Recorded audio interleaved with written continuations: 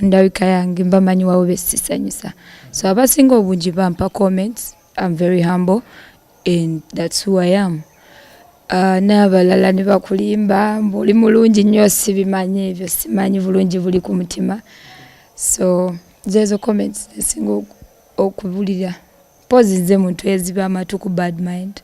Of course bingi nnyo ebyogerwa, but right now I don't think it's worth it cause tebina kyebinyamba nganzo omuyimbi njagala nnyo okulaga abawagizi bange nti bibaawo naye ate omuntu you go on and live your life and chase your dream. Okay, now for the many projects you have, tuogereko ku breakthrough hit jigwe gyowula nti this ngenda mu audience and people sing with me.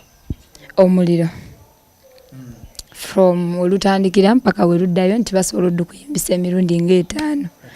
I feel really one taker.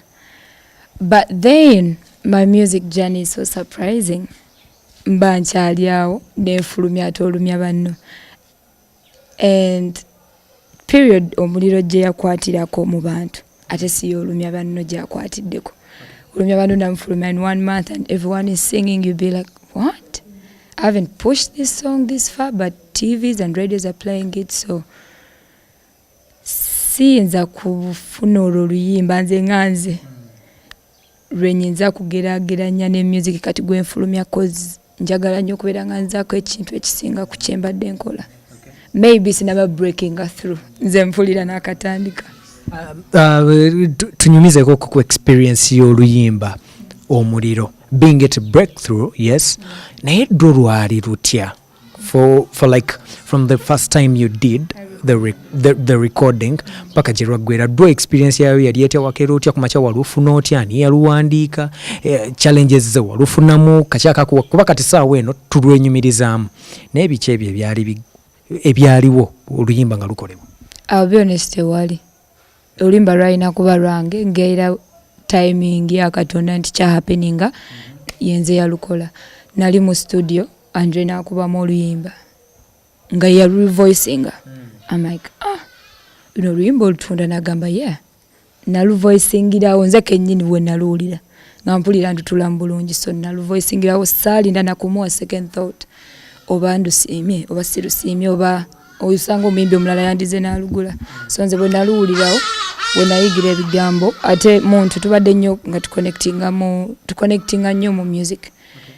Kati ebigambo tebyampa na buzibu nti oba kusooka kuyiga oba kusooka kuwuliriza nnyo just ya opening a file nga ngamba nguwulira muli ng'ekyo tosobola kiyiga.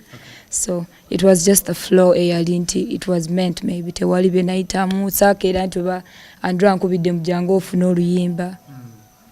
Nali mu studio era nga nnoonya luyimba olwo era ne lujja. Wenyini ne tweyongerayo ku olumya banno who writes for you that song olukuze ku speed y'amaanyi. By the way, it is one project oluyina engeri gye luzzeemu. I personally lumu nali nkolako ne kushare ne mbulla abantu it is one song luyina engeri gye luli mu kkulamu abamu balumanyi abalala tebalumanyi naye at least tulinamu kahuuko akagatta abamanyi n'abatalumanyi. Dwo ani aluwandiika olukolerawa video ne audio kyaliwo kiti nasooka kuwuliriza there is an artist and a songwriter bamuyita Final. Yampandikirako verse mu luyimba lwa Noisy Preacher. Noisy Preacher yali aŋŋambye tukole remix ya unit. So he writes me this verse. I'm like, ani gayo nawandika lyrics bweziti. Nembuza Noisy nenga mmanyi connect me with this guy. I feel his lyrical content fits me. Cause nga sina kuyiga kwewandikira then, but I could go for what I felt. Kati nanga ngenda kufunira enamba ye kwe kujimpa ne mu meetinga. Kati bwe namala voicing eyo verse ya unit ne muita ne mugamba I want you to do something with you. I want you to do something for me nga kyange. But nange nga siri sure chichi sinawulira nnyo kuwakwe nti oba biki. So nanesiga naye ne mukwata ne ngende wanne sim. So nambuza what do you want to sing about? I'm like, I would want to sing about a long distance relationship because that's what I'm in. I would want to sing something real.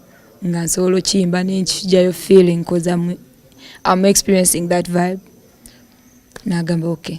N'afuluma wabweru n'ajja n'essimu ne batandika it was yali teamwork kambere wa mazima creating a project cause n'essimu tusamugamba nti oba kuba kino no just nagatta abantu nayita final nenkwata n'essimu ne tutula nga nange wendi olumya wanno we yava in one day.